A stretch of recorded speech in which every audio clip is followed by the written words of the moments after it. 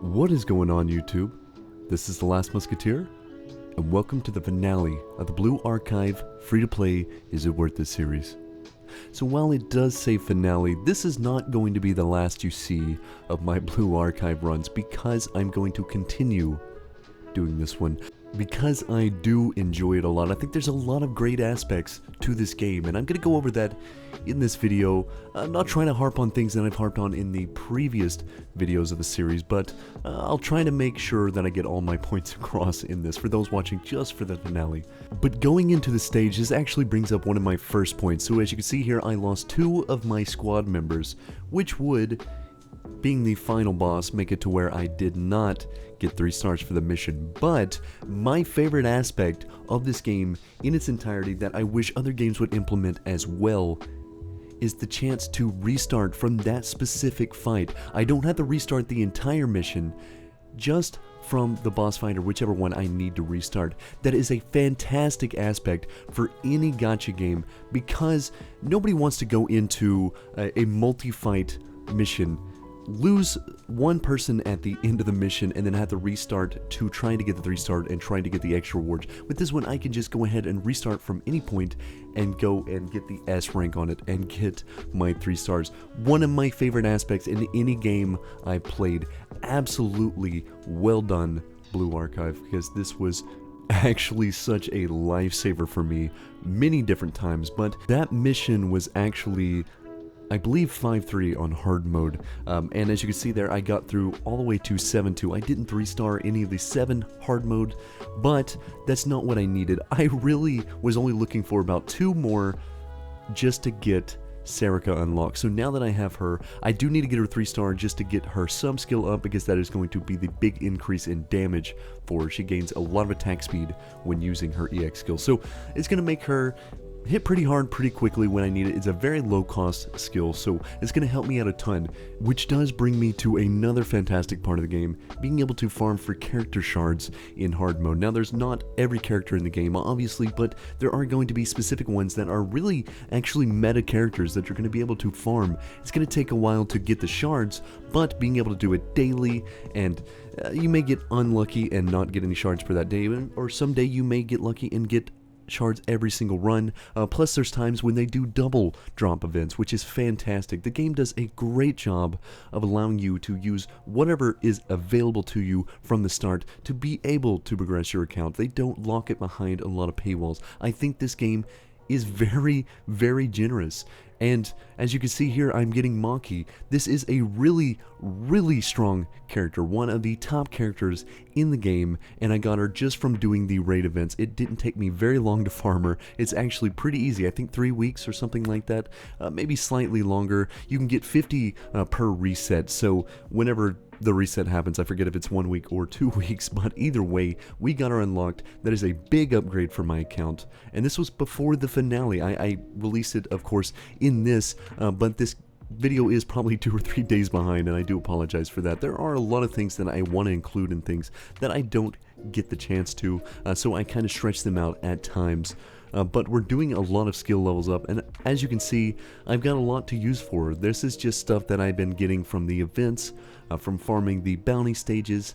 They really give you a lot of options. There are a ton that you need to supply for, and yeah, that is one downside, that it's going to take some time. But if you're doing focus farm for a specific character, then that is going to help you a ton. And also, getting 720 pyroxene from the maintenance is fantastic. Yeah, the maintenance was pushed back a little further than it was naturally supposed to, so it took a little bit longer to complete, and that is the reason they gave a little bit extra, but that is still a lot, because that is going to give me essentially 6 free pulls. Now, one thing I do need to talk about is the summoning aspect of the game, because I do think it's a little high when it comes to the pity amount. So to get the guaranteed unit that is the rate up champ, you're going to have to get 200 pulls. That's for the guarantee. You may get lucky and get it the first try, as I have in a previous video with Noah, but you do have to be very careful when it comes to free to play on what you're spending on. If you're wanting to pull on every banner, you are not going to be able to hit a guarantee by any means, because there's just whether or not you get lucky at that point. But if there is a character that is top meta that you are going for, then you're going to have plenty of opportunities to be able to go for that, unless they're close together. As you can see, later on in the video I'll show it, but I'm at 23,700, I believe, by the end of this series, which is nuts. I've spent well over 10k before then, just trying to do some random pulls here and there. So if I'd been saving up, I would have already been to just about 2 guaranteed characters if I get extremely unlucky. So as far as the summonings, it is a bit much to climb for, but they do give you a lot, so you don't necessarily have to worry too much about missing out on something big.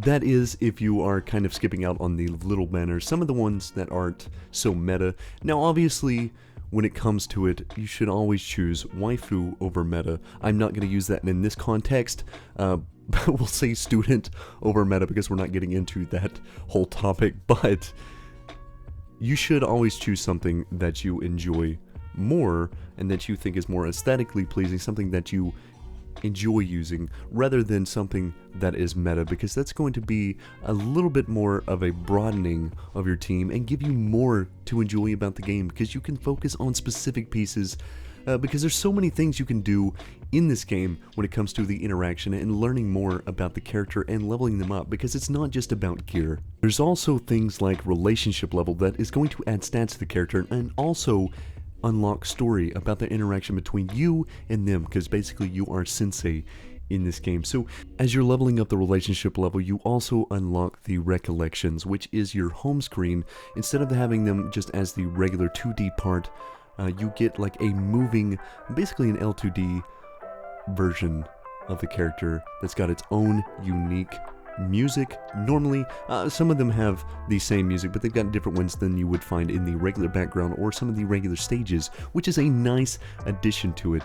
But I'm going to stop harping on that. I'll let you figure out, if you are playing the game, just how that works, because there's a lot to it and a lot to go on there. But this is actually one of the raids, the newest raid, the Total Assault for Pero, and I'm just going to call him Pero because it's easier than saying the whole thing. But this is actually a fantastic one. I did lose using my own. I couldn't quite finish off normal mode because this is a blue raid boss, and I don't really have a good blue team. So what I did, and I think this is a fantastic option that they've added, is I used one of my friends or my guild members' assistant characters. And so this is a great option for allowing you to beat something that you normally wouldn't. Now you can only use it a certain amount.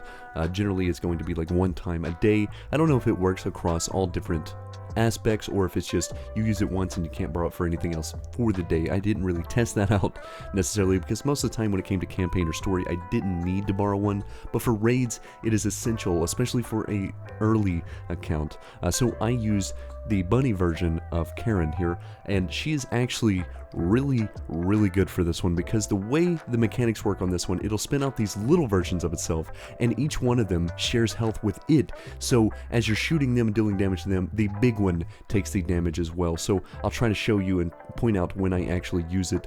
The skill I ended up using is a little costly, so I had to build up to 7, but as you can see, it spins out some of these smaller ones because I had done enough damage to the bigger ones that it does this one. So there's more to shoot here. With Karen's fan ability, it hit multiple of them, and it absolutely nuked the health of Pero. So there's plenty of options when it comes to this. You can see there another about 100 something to almost 200k just from hitting 2 of them and the boss at the same time. Now I did not quite finish in one run with this squad. It was very close. As I got down to the end of it, I got enough points to actually send it out one more time, but the run was actually over by that point. So it was a bit unfortunate, but I did clean up with my regular squad since I couldn't use an assistant anymore after that. So as always, we got fantastic rewards from the Total Assault, but I'm going into some of the event stages, the quest version of them. So I'd already finished the story, as I had showed a little bit in the previous part of this video, and I know I'm not talking about it specifically as it's going through a lot of times because there's a lot of points that I need to get across, and I'll just show it as background so it's not just some boring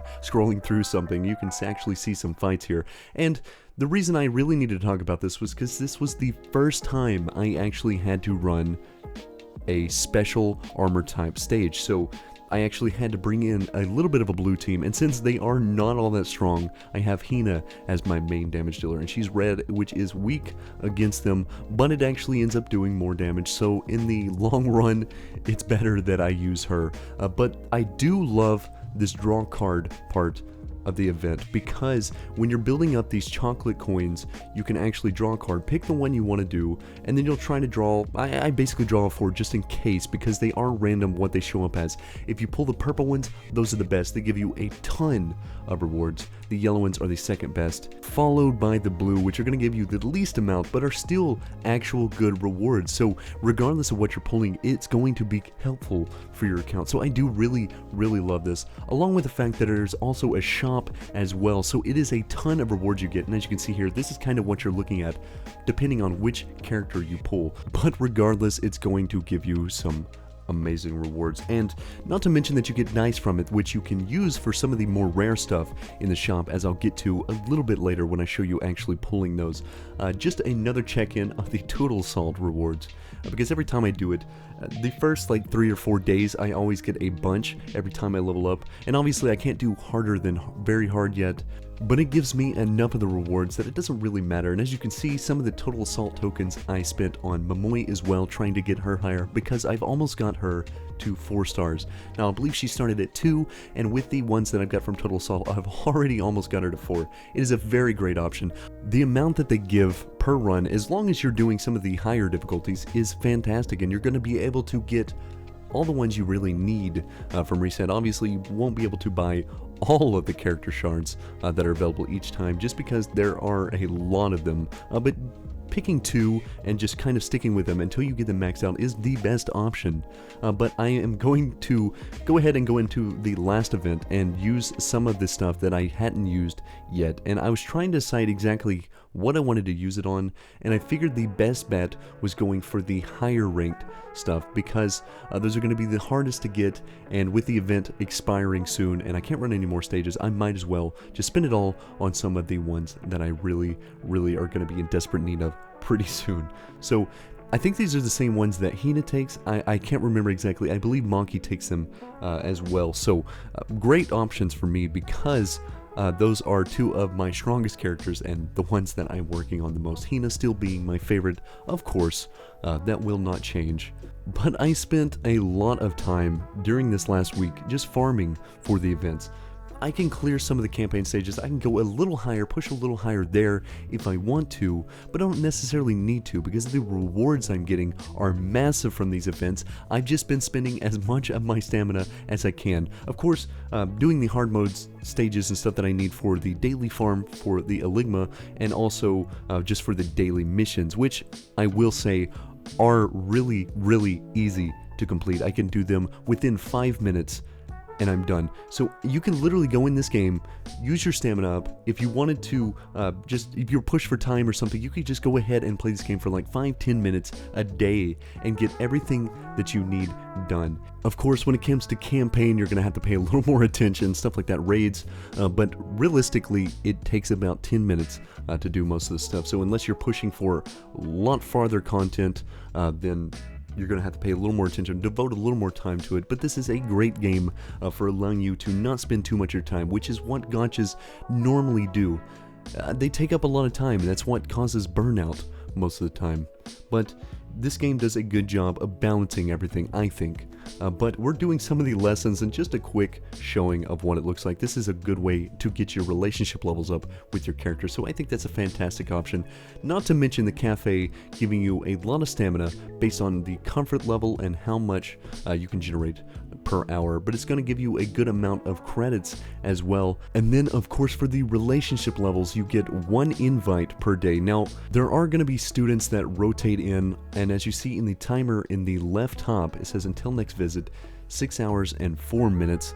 That is when they will rotate again, but you can actually invite one specific one. Maybe it didn't go into the rotation because it is random. You can just invite them there, and I usually use that for the one that I'm going for the recollection of specifically. So whenever I'm going for them, I'll just invite them in, use whatever gifts I'd made in the crafting shop, and then trying to get them up. I usually get like a recollection a day at this point.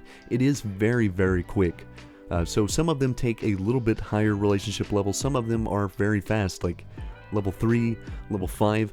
Some of them, like Hina, are level 10, which did take quite some time, and she was my very first that I was working on. So regardless if it takes a lot of time, you're getting stats when you level up the relationship level and getting some more story for them. So it's always a fantastic read. And I'd love, honestly, to go over them at some point and just show off what all of them look like, because I do really like that aspect. But I did actually beat my first challenge run in an event. This is the very, very first time, because they are very, very rough. And I realized that the characters, or the enemies that you go against, are spread out a lot, so it's very hard to push for a very fast completion time, which is one of the challenges to get some extra pyros from. So I guess you have to have a pretty strong squad, one that is going to be capable of taking out characters very, very quickly to move on to the next spot. But another great milestone was actually beating my very first scrimmage. And now this took a bit of time because I tried it multiple weeks in a row, and I just couldn't quite get over it because they did either too much damage or I just didn't do enough in time. But as you can see, adding Monkey to the squad made a big difference. She actually outdamaged everyone by quite a significant amount. So I actually ended up trying the second one, and it didn't go as well. They really had way too much damage for me to deal with. I just couldn't survive in time, and I just couldn't do enough damage overall because they are very tanky, and if you're not taking out specific ones at a time, like the one on the right, the sniper, I really needed to take her out first, but the tank is just grabbing every bit of the damage that I have normally, unless I'm using skills, so it just took way too long, and it was way too hard to actually clear, so I'm gonna have to wait on that one, but we'll get to that point later on. So as I'm doing some of these clears, I did get to chapter 9 about halfway through, and I could have gotten farther, but like I said, I was putting a lot of energy into the event, so I didn't necessarily care about progressing too far in the regular campaign. But I want to get down into my overall thoughts on the game as everything else starts to play out, because I think this game is absolutely fantastic as an option for a free-to-play player. I think it is worth it because not only is this game very quick to do, like dailies and stuff, it's not going to take too much of your time, it's also very good story-wise. So as it goes on, it gets even better and better as I'm reading through. The events have a ton of story, the characters themselves have a ton of story, there's a lot of interaction, a lot of ways to upgrade characters that is not super dependent on spending money. I think PvP is a little rough, but that is to be expected for a free-to-play player. You're not going to be the top of that. You're not going to be top of raids unless you're somebody that's been playing for a long time and have a lot of great options. You can get to that point as a free-to-play at some point, but it does take some time. The music for the game is actually really fitting. I do love the music. It's kind of a bop at the end of the day, and also the Recollections having basically kind of their own set of music, so you can change out your home screen at any time and have all these different options, is really good. But this is an overview of what my characters look like at the end, the squad, and I hadn't actually summoned anything myself using the pyros in a long time. It's been like 3 weeks or so. I use some free tickets that I get out that they hand out for events, for live streams. Like I'm saying, they give you a lot. There is a very generous system here. And so I think with that and being able to farm the shards yourself in hard mode and other ways, they give you options when it comes to the higher tier units to get them. Obviously, you're not going to be able to pull every unit as a free-to-play, but that's fine. You get the ones that work for your team. You don't need the off-meta. You can go for meta teams and be really strong with what they give you. But with that and the previous videos in the series, I think that's all I've got to say about this currently. But I hope you enjoyed, and I hope to see you in the next one. Peace.